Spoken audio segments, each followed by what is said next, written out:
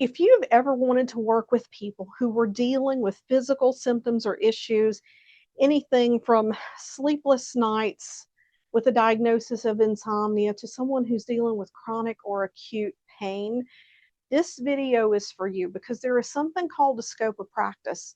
In order for you to be practicing in a legal and ethical manner, you're going to want to know what I'm about to share with you. This is going to be a very short video, but it is essential, and I would be negligent in teaching you about hypnosis for any type of physical symptoms without including this. My name's Penny. I'm a board certified hypnotist, certified professional hypnosis instructor, and I spent 25 years in healthcare, 15 of that in anesthesia. And that's important for you to know because I brought hypnosis into the operating room. I brought hypnosis into the GI suite. I used hypnosis in the pre-op area, and I used hypnosis on the floor and with patients in the recovery room. The biggest hurdle I had when working with physicians was helping them to understand the legitimacy of hypnosis in those settings, because hypnosis is a footnote in psychiatry education, and most doctors don't know anything about hypnosis except for the stage hypnosis shows that they went to when they were in college, high school, or in comedy clubs. So I had to bring the receipts. I had to show them the legitimacy, and I had to gain their trust, and they referred their patients to me. My practice, I was part-time, but it filled up pretty quickly through word of mouth and referrals from the doctors that I worked with. That happened because they trusted me to know the things I should and should not do. I knew enough to know when someone needed to see their doctor. So I'm certified with the National Guild of Hypnotists, and under the National Guild of Hypnotists standards of practice, with most issues, if you're going to work with something and someone sees a doctor for that condition and they're wanting to use hypnosis to lessen the impact of the symptoms on their body, you can simply send a letter. And of course, you have to get your client to sign a release saying that you can send the letter.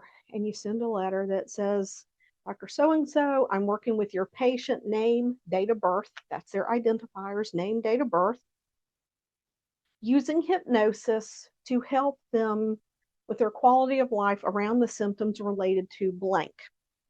If there's any reason that your client would be contraindicated to receive hypnosis for this issue, please contact my office immediately.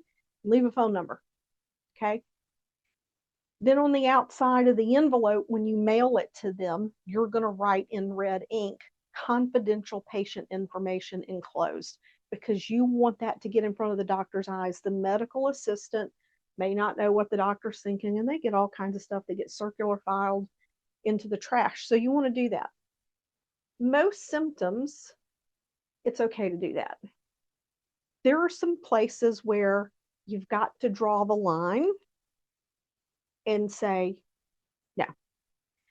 All right.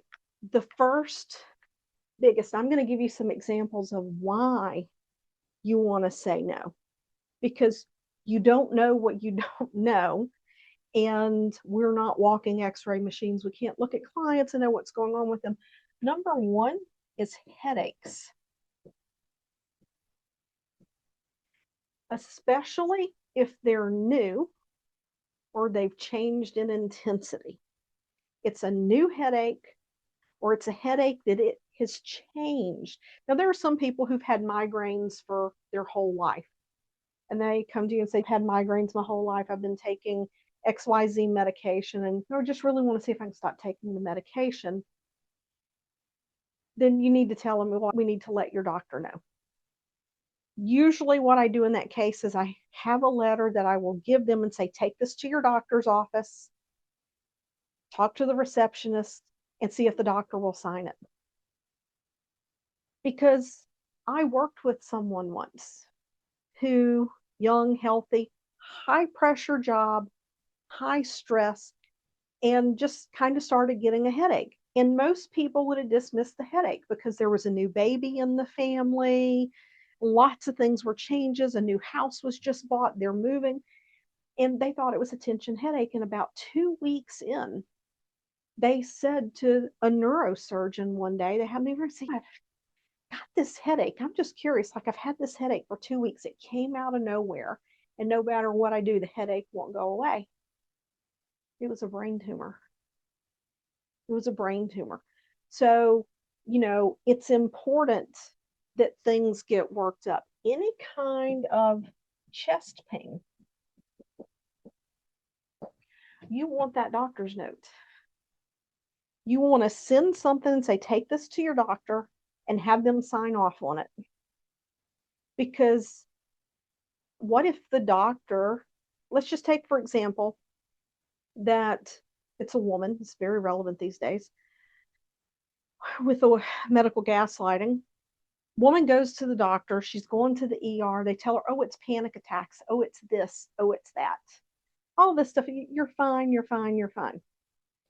And they come to see you for hypnosis, and you don't get the letter because they all said she was fine, but you don't have the piece of paper. And you're doing hypnosis with her, and she's thinking it's going to be something else. And let's say that she has stress-induced Takotsubo cardiomyopathy, also known as broken heart syndrome. This can cause a heart attack, even in the absence of high blood pressure. You want that note. Just want a note that says, oh, it's atypical chest pain. It's fine. Yes, you can have, because then if she did go on to have a heart attack, your butt's covered. This is why it's also important, if you work with people with physical symptoms, you want to document that you're helping them decrease stress and improve their quality of life regarding blank. You are not treating, you are not curing, you are not diagnosing any of these things. With women, if they're saying, oh, I have severe indigestion, I just have this terrible indigestion, it burns so bad, and even my jaw hurts. Doctor, women experience chest pain as indigestion. Okay, those are a couple things. If they're having palpitations, I have palpitations all the time. They're hormone related. I know how to check my pulse, and I know what it is. So to some degree, I can self-diagnose, and I've had EKGs and stuff done before when I had my gallbladder taken out, because I had to make sure, because women experience heart attack as indigestion, they had to make sure I wasn't having a heart attack when I was having gallbladder attacks. But if they're having palpitations with dizziness, if they're passing out, if they're feeling weak, doctor, doctor, doctor. So add in any kind of pain, acute and chronic. And you see that's a theme here, with the exception of the palpitation. Anything related to any kind of pain, get the referral before the work. Now, you can work on stress before the referral comes, but do not give a single suggestion that addresses a symptom until you have that paperwork in hand. Everything else, you can just send a notification to the doctor. And what I like to do when I would do this is I would send an information sheet of how hypnosis works. That first video in this series about hypnosis and how the limbic system works, I had an information sheet so they would understand. I at least had a working knowledge of how hypnosis is influencing the brain, and they should know how the brain is influencing the body. That is their job. So always CYA.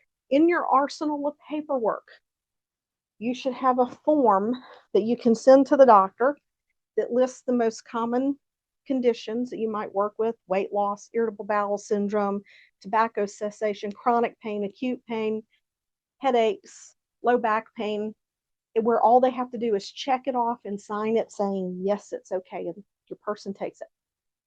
You need to have a release form where your client gives you permission to send their doctor a note. When you send the note that says, your client so-and-so, date of birth, has decided to utilize hypnosis to help have better quality of life around symptoms related to blank. If there's any reason that this is contraindicated, please contact my office immediately. And you're going to send them a copy of the patient release with that. And you're going to have your client sign another release that says Dr. So and so has permission to contact Genesis Hypnosis with any information relevant to hypnosis helping blank. And you're going to include that with that and send it off. So you should have all those papers. Once in a blue moon, you will have someone that says, I do not want my doctor to know about any of this. You can have them sign a form that is a refusal to notify the physician.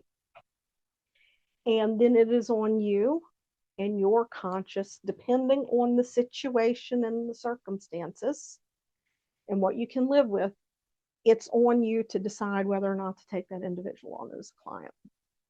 So I'm not even going to give advice on that because that's essentially me giving legal advice. So you have to decide where you fall with that and with your professional organization. So with this out of the way, let's dive into some more videos. Be sure to like, subscribe, comment, leave your questions below, and by all means, share this video with someone that you know could benefit from it.